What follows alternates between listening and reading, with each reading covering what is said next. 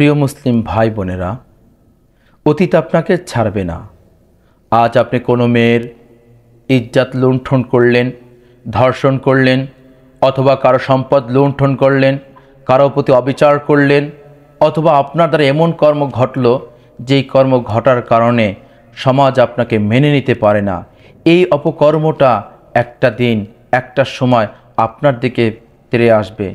তাই হয়তোবা সেই কথাটা আপনার সন্তান শোনা লাগবে যে তোর বাবা এত খারাপ ছিল, হয়তোবা আপনার ভাই শোনা লাগবে আরে তোর ভাই এত খারাপ ছিল, অথবা আপনার স্ত্রী শোনা লাগবে তোমার স্বামী এত খারাপ ছিল।